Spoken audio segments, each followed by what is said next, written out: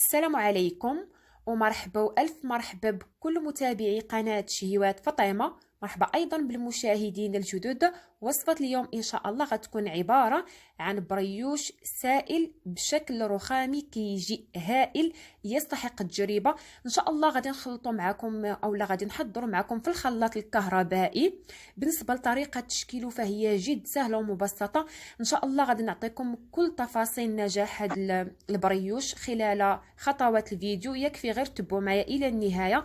بالنسبة للمكونات فإن شاء الله غادي نعطيهم لكم بالجرامات، ايضا بالملعقه، وايضا بكاس العنبه، باش هكذا اي سيده شافت الفيديو ويعجبها هذا البريوش تقدر تحضروه باي حاجه متوفره عندها، يعني في المطبخ ديالها اي مثلا كاس، ملعقه، الميزان اللي متوفر عندكم فممكن تخدموا به. وكيف ما كتلاحظوا معايا فهذا هو الشكل النهائي اللي كيجي عليه البريوش، كيجي هائل، خفيف، مسفنج، مفشفش، قطني، يستحق التجربه. فكل شيء واضح لكم على الفيديو. كنتمنى ان شاء الله من كل قلبي تجربوا الوصفه لان فعلا تستحق التجربه. هكذا تجربوا هذا البريوش لنهايه الاسبوع في الويكاند ديالكم، هكذا تفرحوا بعائلاتكم. وكيف ما كتلاحظوا معايا فالشكل ديالو جد واضح. فلمصداقيه الوصفه راني قطعت يعني ديك القطعه ديال البريوش حضرته معكم بشكل عائلي، وهنايا قسمته الى قطع باش تشوفوا معايا الشكل ديالو بوضوح كيف كيجي. فباش تعرفوا معايا طريقه تحضير الوصفه وايضا مكوناتها، ما عليكم غير تبعوا معايا خطوات الفيديو وفرجه ممتعه.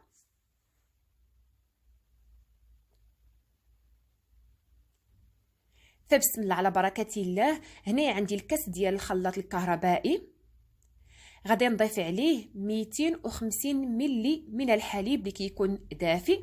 250 ملي من الحليب، مثلا الا جبتو خنيشه اولا كرطونه ديال الحليب فيها نص لتر، فكتقسموا هذيك الكميه ديال نصف اللتر من الحليب على زوج باش هكذا يكون معكم يعني القياس واضح. رابعه ديال الحليب، 250 ملي من الحليب الدافئ. هنايا عندي ملعقه كبيره من الخميره الفوريه، أي الخميرة ديال العجينة، ما يعادل 10 غرام. بالنسبة للسكر فعندي نصف كأس من السكر الخشن، أي سكر حبيبات بقياس كأس العنبة، ما يعادل 63 غرام. وبالنسبة للملعقة فكيعادل 3 ملاعق كبار مملوءة.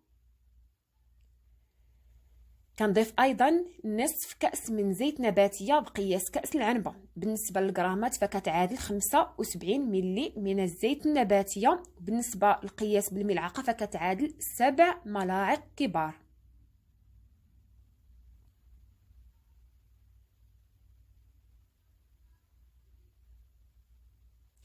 كنضيف ايضا قبصه صغيره من الملح القليل فقط لتصحيح الذوق.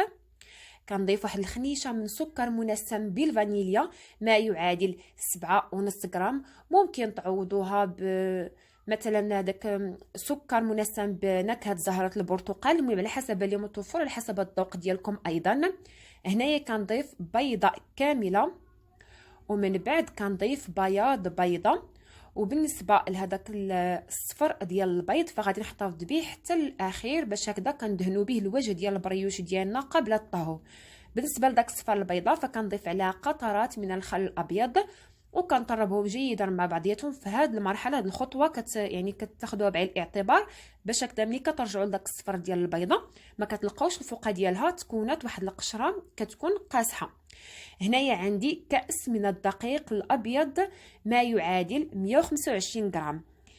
كناخذ منه فقط ملعقه كبيره من الدقيق، وهذاك الباقي كنحتفظ به جانبا. غتلاحظوا معي في تتمه الوصفه راني غادي نرجع ليه. المهم كمرحله اوليه كناخذ غير ملعقه كبيره من داك الكأس، وكنحاول نطرب هاد المكونات جيدا مع بعضياتها حتى كتطرب لينا مزيان. كيف ما تلاحظوا معايا كتكون واحد الرغوه في الفوقه ديال الخليط. هنايا كتعرفوا بان كل المكونات اندمجت مع بعضها. كنخويها كيف ما كتلاحظوا معايا في الطاسه على هذا الشكل. بالنسبه للكاس فهذه فقط ملاحظه صغيره للتذكير وخلاص.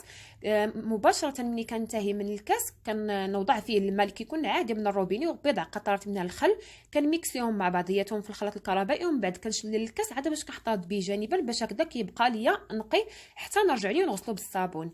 هنا كيف ما كتلاحظوا معي داك الكاس اللي خديت منه 2 ملعقات كبار فخويته على الخليط، وضفت الكاس الثاني من الدقيق. وهنا ضفت الكأس الثالث، وعاد باياش غادي نضيف الكأس الرابع. يعني المجموع ديال الدقيق اللي خدمت به هو 4 كؤوس من الدقيق الابيض المخصص للحلويات بقياس كأس العنبه. هنا غادي نضيف واحد الخنيشه ديال بيكن باودر اي خميره الحلويات ما يعادل 8 غرام. هنا غادي نكمل معكم الشرح ديال الدقيق. بالنسبه للدقيق فقلت لكم 4 الكيسان بقياس كأس العنبه ما يعادل 125 غرام لكل كأس، يعني في المجموع كيعادل 500 غرام من الدقيق الابيض المخصص للحلويات مضبوطه بقياس كأس العنبه وايضا بالغرامات. هنايا كنحاول كيف ما لاحظتوا معايا بالعرض البطيء، ما سرعتش هذا المقطع، خليته كيف ما خدمت معكم البريوش. فهنا ما خداش معايا اكثر من دقيقه. بالاستعانه بالفوي كنحاول نجمع هذه المكونات جيدا مع بعضياتها اولا العجين حتى كنتحصل عليه على هذا الشكل كيف ما كتلاحظوا معايا. يعني ما كياخذش لنا مجهود كبير، ما كندلكوه ما حتى شي حاجه، فقط بالاستعانه بالفوي كنحاولوا ندمجوا هذاك المكونات كلها مع بعضياتها حتى كنتحصلوا على واحد العجين ديال البريوش اللي كيكون سائل، القوام ديالو كيكون خفيف بزاف كيف ما كتلاحظوا معايا، كيلتصق باليدين. رغم اننا ما دلكناش العجين ديالنا بزاف، وانما بما انها خفيفه بزاف فكتجي واحد العجينه قطنيه ومفشفشه ورطبه ومهويه من الداخل. لان العجين كلما كان خفيف خاصه بالدقيق الفورس او الدقيق الابيض، كلما كانت العجينه خفيفه وكلما خليناها اختمرت الوقت الكافي وارتاحت، فداك الجلوتين كيتنشط لينا في هذيك الفتره، وهكذا كيعطينا واحد الفوليوم جيد البريوش ديالنا وكيجي ما شاء الله ناجح. هنايا بالنسبه لهذاك الخليط ديال العجين ديالي فغادي نقسمو الى قسمين يكونوا متساويين. كناخذ واحد الجبانيه كيف ما لاحظتوا معايا، كنضيف عليها القليل من زيت نباتيه، ومن بعد كنضيف نصف الكميه من العجين اللي كيكون اللون ديالها ابيض كيف ما كتلاحظوا معايا. من بعد كنغطي لها الوجه ديالها ببلاستيك غذائي وكنخليها على جنب. بالنسبه العجين الثاني، بما ان هاد البريوش اللي غادي نخدمو غادي يكون على شكل رخامي، فالعجين الثاني غادي نحاولوا نكهوها وايضا كتعطينا النكهه واللون ببودره الكاكاو المر. فخديت 2 خنيشات من بودره الكاكاو المر ما يعادل 14 غرام. كل خنيشه كتساوي 7 غرام 7 غرام، في المجموع 14 غرام. ومن بعد كنضيف عليها ملعقه كبيره من ديك الكميه ديال الحليب اللي تبقات عندنا. يعني المهم الحليب يكون دافي ما يكونش بارد باش ما كيبطل ليناش عمليه الاختمار ديال البريوش. صافي ملي ضفت دوك 2 معالق كبار من الحليب، علاش ضفتهم؟ باش هكذا العجين ديالنا ما يتقالش لينا، لان راكم عارفين ضفنا البودره ديال الكاكاو المر. هنا كنحاول نخلط الكل جيدا وندمج العجين جيدا حتى كنتحصل على واحد اللون كيكون يعني لون شوكولاتي للعجينه. ملاحظه مثلا الا خدمتو بالبودره الكاكاو المر العاديه ديال العبار، فبما ان هي الجوده ديالها كتكون اقل من هذه ديال الخنيشات، فضروري كتضيفوا نقولوا 4 المعالق كبار من الحليب عوض ملعقه كبيرتان، عاد باش كندمجوا الكل جيدا. هنايا كناخذ هاد الجبانيه الثانيه كنوضع فيها القليل من الزيت، كنحاول يعني ديك الزيت تدوز على الجبانيه كامله. ومن بعد كنضيف هذاك العجين ديالي كيف ما لاحظتوا معايا على هذا الشكل، وكنحاول كنكوفغي كنغطي لها الوجه ديالها بالبلاستيك غذائي، وكنخلي العجين حتى كيختمر لينا تماما وكيضاعف الحجم ديالو، عاد باش كنرجعوا باش نشكلوه البريوش ديالنا. هنايا من بعد ما ضاعفت العجين كيف ما كتلاحظوا معايا على هذا الشكل اختمرت لينا جيدا بالاستعانه بزيت نباتيه. كنحاول ندهن اليدين ديالي، كنزول هذيك البلاستيكه من الاعلى. بالنسبه لهذاك الشيء اللي كيلتصق في هذاك الفائض فكنحاول هكذا زعما كنحاول ناخذ بواحد الملعقه كنحاول ناخذ بملعقه باش حتى حاجه ما كتضيع. عاد بايش هذيك العجينه ثاني مره اخرى كنقسمها على 2. كناخذ القسم الاول كنوضعوا على لاطه اللي كنكون مفرشه ليها ورق الزبده. بالنسبه للجوانب فكنكون دهناهم بزيت نباتيه، رش عليهم شويه ديال الدقيق. صافي كنوضع هذيك العجينه الاولى كيف ما لاحظتوا معايا على اللاطه. ونفس الشيء بالنسبه للعجينه البيضاء، فحتى هي كنحاول نزول على داك البلاستيك الفائض، كنحاول كنحاول حتى حاجه ما كنضيعها، كنزولها من البلاستيك.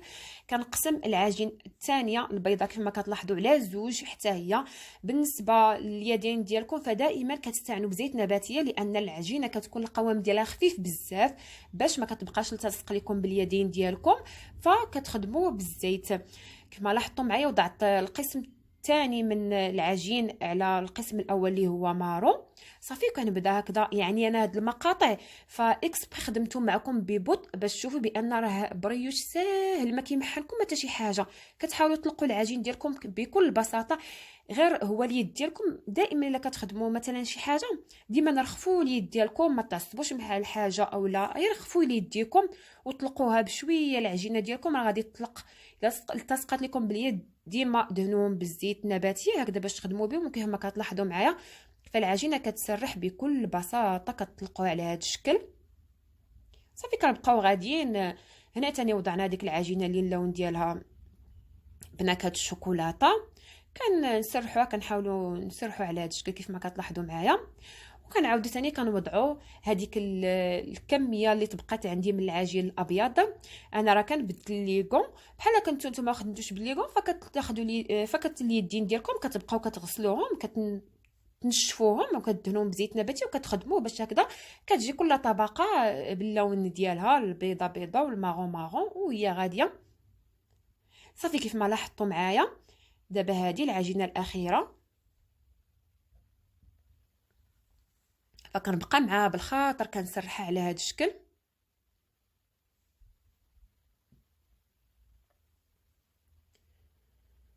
وعاد باش كتحاولوا تطلقوا العجين ديالكم على اللاطه كامله. واحد المساله ما طرقت ليهاش كنعتذر منكم، عاد باش كتفكرتها القطر ديال اللاطه. فالقطر ديال اللاطه ما يكونش كيتعدى 25 على 25 سنتيم او لا حتى 30 سنتيم على 30 سنتيم كتخدموا بها.